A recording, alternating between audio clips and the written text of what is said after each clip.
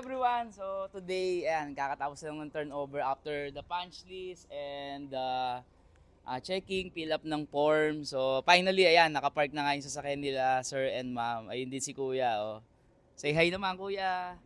So ayan, ano tayo kung ano yung masasabi. So inabail nila yung unit is pre-selling. So around 2 years na wala pa, as in wala pa talaga. Pero finally, the long of waiting is finally na-receive na nila ma'am yung susi at the same time yung unit na check na rin namin. So anything na masasabi nila ma'am and sir?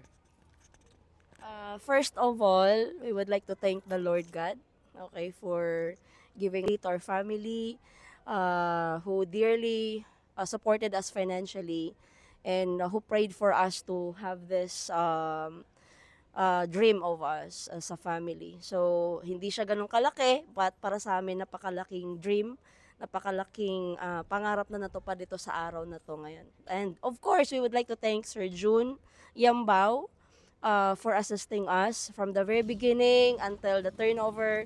Nandito po siya, hindi niya po kami pinabayaan. He is a friend who's willing to help regardless of the time zone, regardless of the days.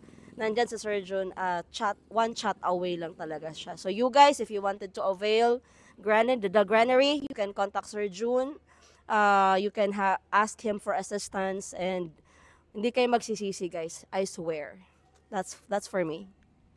Thank you. About sir naman, baka may masasabi po sila. Well, I'm overwhelmed. Thank you so much. It's somehow a dream come true, and we know that this will be our humble beginning and there are more to come.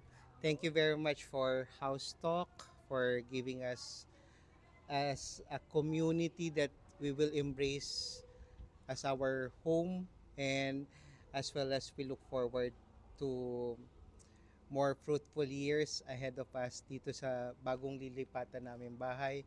And again, salamat din po sa tulong ni Sir June. It is a smooth sailing sa pag-avail ng property na to kasi from the beginning to the end until sa turnover, nandiyan siya.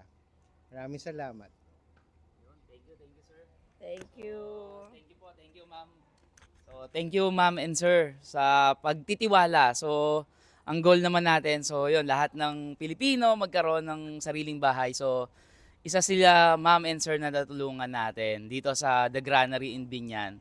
So yun lang naman. So kung they are overwhelmed, so obviously ako as a salesperson, as a property consultant, so very overwhelmed din naman talaga. Kasi nga, yun naman yung habol natin na kumbaga hindi lang tayo right after kung ano man yung tinatrabaho natin. But well, of course, yun nga, mas masarap sa pakiramdam yung mas masaya yung natutulungan natin o nagiging client na eventually nagiging kaibigan natin. So yun lang, sana may napulot po sila dito and sana na-inspire din kayo sa story nila ma'am and sir. So bye-bye! Thank you po. Bye-bye. Thank you po ulit. Bye-bye po. Congrats po ulit. Thank you. See you soon po, Ma'am kay tita, bye-bye po.